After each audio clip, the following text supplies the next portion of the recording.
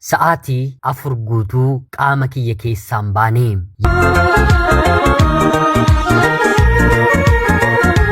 Yeroodhaaf maqaa kiyya himachuun barbaadu kanan dhaladheetti guddadhee Jiituu Magariituu Oromiyaa keessatti barnoota kiyyallee haga kutaa 8 qofaatti maatii kiyya birattiin baradhe. Kutaa 8 akkuman gaheen fedhii maatii kiyyaa fi fedhii kiyyaan barnoota kanaan ol baradhee itti fufuu waan hin feeneef gara biyya hambaatti imala koo raawwadhe.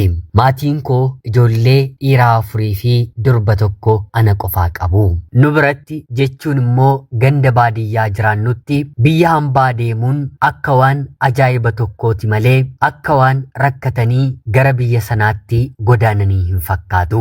Sababiin isaa immoo namoonni naannoo keenyaa hedduun isaanii harka qalleeyyii waan ta'aniif ijoollee isaanii gara biyya hambaatti illee ergachuuf humna hin qabanii. Tarii gariin humna xiqqoo kan qaban sanuu gara biyya hambaatti otoo hin taane gara magaala gurguddaa naannoo keenyaatti ergachuun mana namaa galanii hojjechiisuun yoo ijoolleen isaanii gaarii taate maatii gargaarti, yoo immoo ofittoo taate of danda'uunuma qofa maatii isaaniirraa adda bahanii yoo tole naannooma magaala sanaatti bultii ijaarrachuun jireenya jalqabu, yoo immoo toluufii baate yookiin immoo jireenyi bitaatti galee dogongoras mataa isaanii irratti raawwatan gara biyyaatti harka qullaa yookiin immoo daa'ima dahanii waliin qabatanii dhufuun maatii isaaniitti rakkoo gara biraa fidanii dhufu. Kutaa 8 illee dubartiin geessu muraasadha. Akkanuma waanuma baratamuuf baranna malee faayidaan yookiin immoo kaayyoon barnootaa nuuf galeefis mana barumsaa deemna miti. Waanuma namni godhu gochuuf jecha wanti godhamu jira mitiire. Maatiin kiyyas ta'e namoonni naannoo kiyyaa kanumaafidha gara mana barnootaatti nu ergu. Naannoo keenyaatis namni baratee 12 fixee yuunivarsiitii seene miti, namni jabaatee dhangahee gara kutaa 11tti darbillee jira jechuun namatti ulfaata. Sababiin isaa immoo inni dhiiraas kutaa 8-9 geenyaan maatiin qabeenya xiqqoo yoo qabaatan waan maatiin qoodanii fi qabatee bultii ijaarrachuu, maatiin immoo harka qalleeyyii kan of hin dandeenye akka maatii koo yoo ta'an immoo miillaan gara biyya hambaatti godaansa eegala. Lubbuun ijoollee biyya koo gammoojjii Yemen keessattii fi Galaana Diimaa keessatti dhumte kana jedheen lakkoofsaan isinitti himuu hin danda'u. Kan barame naannoo keenyaa gareedhaan 10, 15 yookiin immoo 20 ta'anii faddaalaadhaaf al takkaatti maallaqa kanfalanii imaluu waan ta'eef kanneen keessaa gariin daandii irratti walitti bu'anii albeedhaan wal waraananii wal ajjeesuu, gariin beelli dhukkubbiin karaatti hambisaa, kan tole kan carroome immoo biyya barbaade gahaa. Karaa sana bahanii akkuma karaatti hafanii galaannii fi biyyeen kan isaan nyaate akkuma jiru Saawud Arabiyaa darbanii Ingiliz seenanii gara biyya Ameerikaa kan galanillee lakkoofsi isaanii 1-2 miti. Jireenyi kun wanta nun argisiisnee fi wanta immoo nu hin dubbachiisne hin qabdu mitiire. Kutaa 8 akkuman xumureen ijoollee biyya koo kutaa 8 xumurtee fi akkanuma namoota gara biyya hambaatti imaluuf fedhii qaban hedduu jechuun immoo gara nama 35 taanee konkolaataa yaabbannee magaalaa Harariin korree Jijjigaa qaxxaamurree karaa Dawwallee goonee Jibuutii erga seennee booda buufata doonii Jibuutii irraa gara Yemeniitti imallee sanaan booddeellee Taa'iz, Iib, Daamaar, Sana'aa, Amraanii fi Saadaa akkanumallee magaalota Yemen xixiqqoo miila keenyaan qaxxaamurree daangaa Saawud Arabiyaa Jaazaan namoota wal qabannee dhufne keessaa walakkaan keenyi lola dahachaa deemaa beela'aa dheebochaa baatii 2 walakkaa keessatti geenye. Sanaan booddee Saawudiitii fira yookiin immoo aantee nu fuudhu hin qabnu ture. Namoonni nuti beeknu achi keessa jiraatanis haa ta'uutii garuu haalli ittiin isaan nu barbaadan akka yookiin immoo bifa wal gargaarsaatiin otoo hin taane waan kennanii fudhachuu waliin ciisuu waan ta'eetiif anis ta'e hiriyoonni koo dubartootaa akkanumallee obboloonni koo dhiiraa waliin imallee as geenye. Kanaaf of ilaallu jennee gara tokkotti wal qabannee kanneen maallaqa maatiidhaan ergisiifachuu danda'an maallaqa maallaqa ergisiifatanii faddaala hojii nuuf barbaadu argannee hundumti keenyiyyuu dabareedhaan suuta hojiillee argannee. Kanaan hundi keenyiyyuu gara magaalota garaagaraatti mamancaanii hojjechuu jalqabne. Anis naannoo baatii lamaa ergan hojjedhee booda hojii manaa dubartootaaf ta'u barbaacha magaala tokkorraa gara magaala biraatti oliif gadi deddeemuun eegale. Hojiin ni argama, haa ta'utii garuu kanfaltiinsaa kan hojii humnaa hin caalu. Hojii humnaa naaf wayya jedheen waggaa 3 kanuma itti fufeen hojjedhe. Turtii yeroo waggaa 3 booddee dargaggootuma waliin biyyaa dhufne keessaa tokko waliin jaalala jalqabeen gaa'ela seera qabeessaa Saawud Arabiyaa magaalaa Makkaatti haala bareedaa ta'een waliin hin dhaabbadhe. Dargaggeessi kun jalqabuma yeroon biyyaa ka'ee kaasee akka firaa, akka aantee, akka obboleessaa, akka maatiitti nama na gargaaraa turedha. Baay'ees isan jaalladha. Rakkina sana keessatti garuu waa'ee jaalalaa takkaafiyyuu walitti kaasnee hin beeknu. Kaayyoon keenyi nagaadhaan bakka yaanne sana gahuu ture. Marree Rabbi nu milkeessee akkuma Saawudii seenneen jaalala waliin eegallee turtii waggaa 3 booddee immoo maatiin keenyillee beekanii bakka hiriyoonni keenyi argamanitti gaa'ela ho'aatiin dhaabbanne. Maatiis ijaarranne. Jaalalaa fi kabaja addaa anaa fi abbaan manaan koo waliif qabna. Maalis ta'ee jireenya baadiyyaa fi maatii hiyyeessaa keessaa lamaan keenyiyyuu dhalannus haa ta'uutii garuu biyyi kun kan nuuf taate fakkaattiitii lamaan keenyiyyuu wanta hojjennu maatii keenya ergatti gargaarree booda isa hafeen immoo biyyaa lafa bitannee magaala biyya keenyaa jiraachuutiif mijataa ta'e tokko keessatti manallee ijaarrannee qabeenya kaawwachuu eegalle. Sana qofaa miti. Turtii waggaa 2 keessatti mana ajaa'ibaa bakka 2 ijaarre. Haa ta'uutii garuu biyya kana keessatti daa'ima yoon godhadhe hojii dhaabuun dirqama waan ta'eef daa'ima kan godhannu erga gara biyyaatti galleedha yookiin immoo deebineedha jennee abbaa manaa koo waliin walii galleera. Hojiin keenyis gaarii ta'aa dhufe. Nu qofa otoo hin taane namoota garaagaraallee biyyaatii waamnee hojii qacarsiisuu eegalle. Kanaan gaa'ela erga godhannee waggaa 4 booddee ani ulfoofnaan gara biyyaatti deebi'uuf lamaan keenyu wal faana harka kennine. Qabamnees hidhamnee yeroo muraasa mana dabaa keessa erga turree booda gara biyyaatti dachaane. Sanaan biyya galeen daa'ima kiyya nan dahe. Rabbis na gargaaree mana koo ijaarame kana bareechadheen abbaa manaa koo waliin haala gaariidhaan jiraachuun jalqabe. Innis asitti hojii mataasaa jalqabee jabaannee hojjechuutti fufne. Daa'ima tokko daheen lammaffaas dabaladhe. Ijoollee durbaa 2 godhe. Haa ta'uutii garuu lammaffaa irratti daa'ima yeroon godhu rakkinni guddaan maatii koo keessatti dhalata.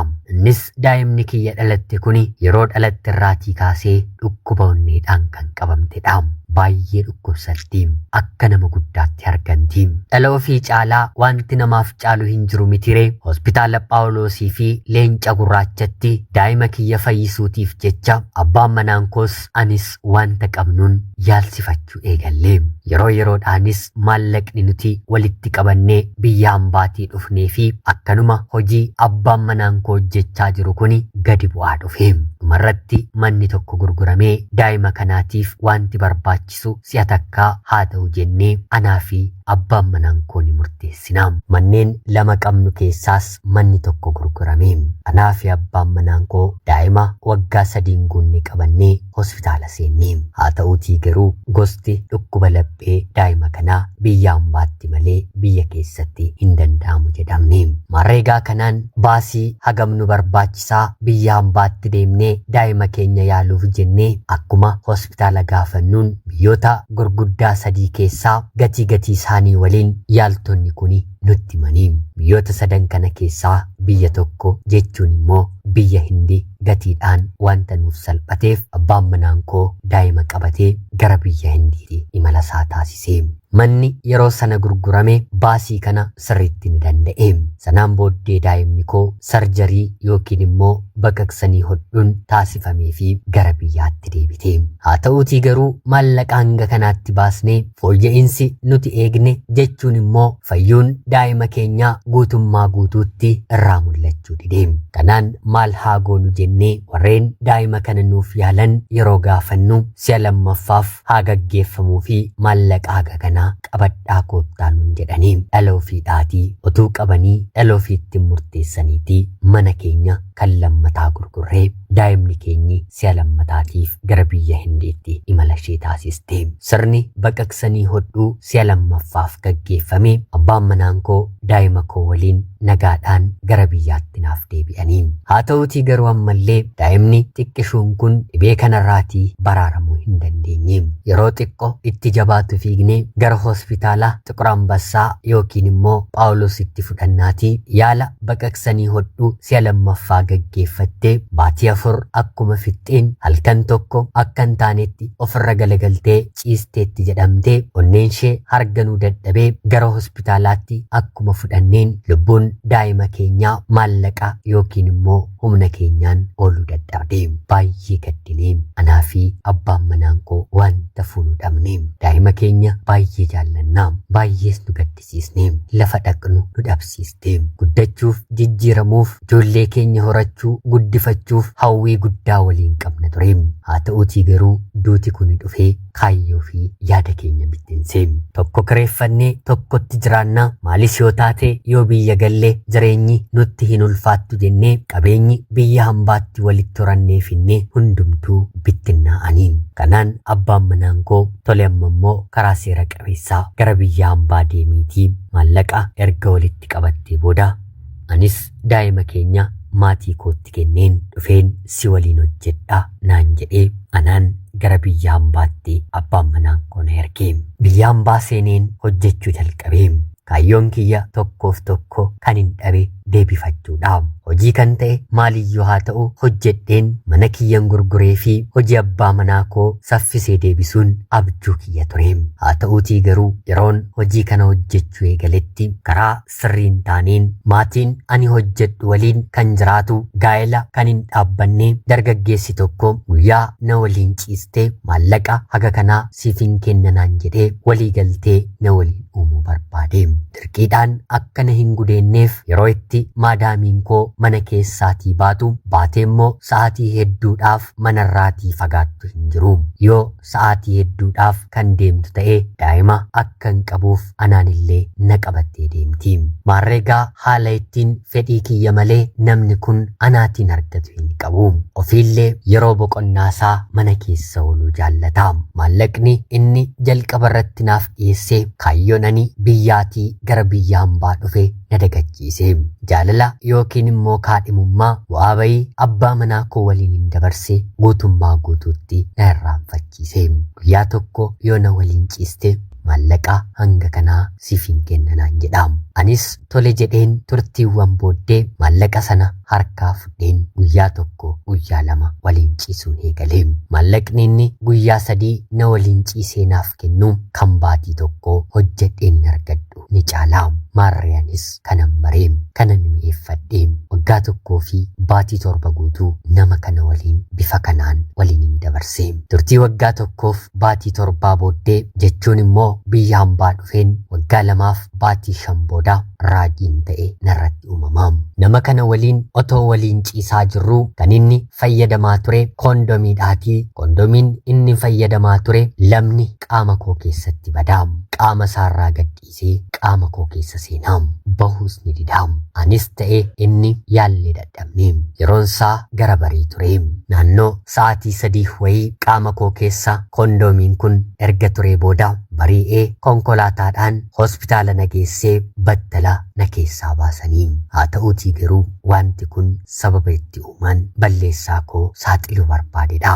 Tarii sanyiin isaallee qaama koo keessatti waan dhangala'eef qorichallee fudheen ture. Haa ta'uutii garuu baatii muraasa booddee ulfa mul'atuuf qorichi nani fayyadame dhorkuu hin dandeenye. Turtii baatii 4 manuma sana ergan ture booda jechuun waliigalaan waggaa 3 yeroon xumurutti daa'imni gadameessa koo keessatti akka inni uumame yeroon nama kanatti himu battala maadaamii kootti himuun dafii dubartii kana mana kanaa baasi jedhee na ariisisee. Saffisaan gara biyya Itoophiyaatti hin galeem.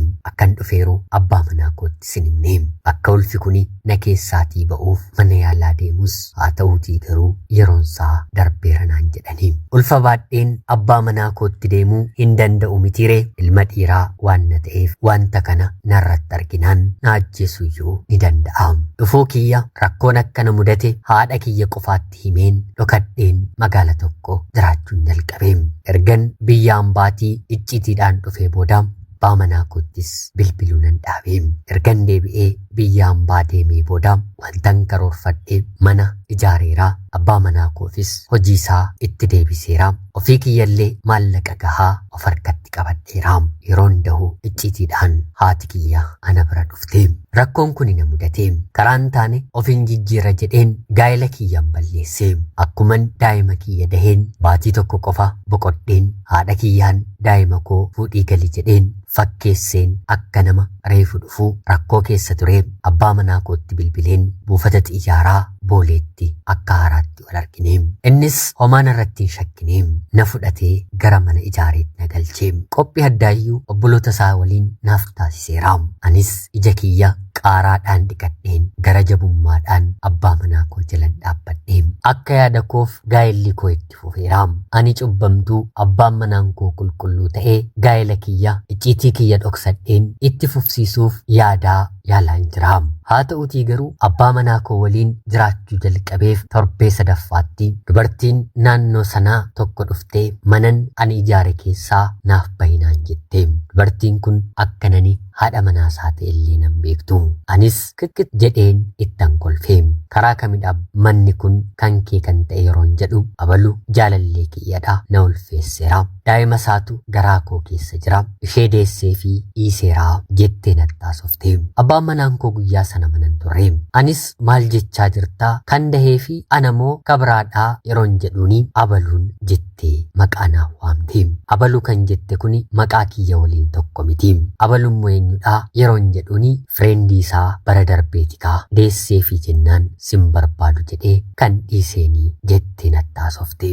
Edaa ana qofaa miti kan baalagachaa yookiin immoo kashlabbachaa ture abbaan manaan kiyya dhasi. Kanaan booddee mucayyoon kun qaamaan illee qal'oo harka kiyya tokko keessaa kan hin baane wanta turteef kottu ol seenii animmoo eenyummaa koo sitti nima jedheen ergan ol galcheenii booda shimalli warra salaalee daandii irratti gurguramu abbaan manaan koo bitee mataa dura kaayeraatii shimala sana fuudheen bakka kanaatii hamma jaarsi kiyya dhufutti miila kee yoo sochooste adda kee bakka lamattiin siifira jedheen gadi ishee kaa'een abbaa manaa kootiin saffisaan kontiraata qabadhuutii gara manaatti koottuun jedheeni.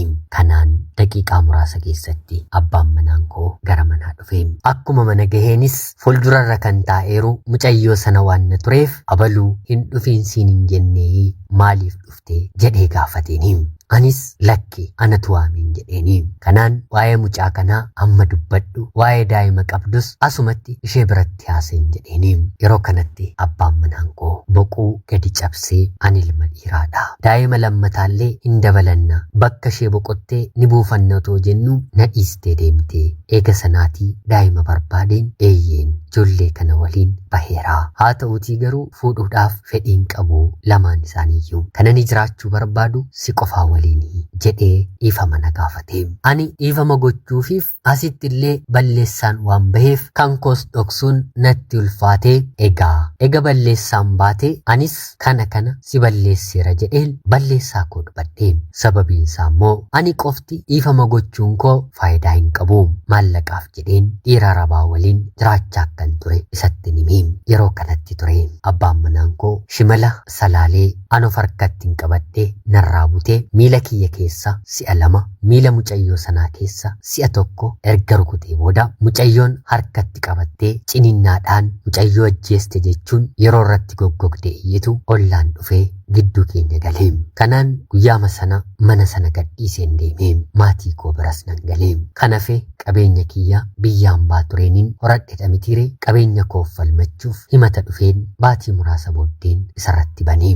sababiin isaa immoo kanaan booddee gaa'elli keenyi gaa'ela waan hin taaneefi manni keenyis gurguramee meeshaawwan illee gurguramanii qabeenyi qabnu waggaa tokko keessatti addanuuf qoodamanii kanaan anaafinnis adda baanii mucayyoo lammata irratti ulfooftee fi kana waliinis jiraachuuf yaalii godhee haa ta'uutii garuu gaa'elli akka baran akka duraa waan hin taaneefiif walirraa adda baanee waggaa sadaffaatti qabeenya qooddannee waggaa lammaffaatti abbaan manaan kiyya yoo xiqqaate ilmoo tokko waliin godhanneerraa ilmoo tokko immoo waliin dhabneerraa hanga kee hamma kee namni naaf ta'eeru hin jiru lamaan keenyis balleessineerraa waliin haa jiraannu jedhee na gaafate ana utuu hin taane maatiin koo lakkii takkaa gidduu keessan namni galeera naan jedhanii ani immoo jecha inni natti dubbateef lapheen koo cabee ittiin deebi'an jedheeni fedhii maatii kiyyaan otoo hin taane fedhii kootiin abbaa manaa kiyyatti hin deebi'ee waliinis bakka nani jiru dhufee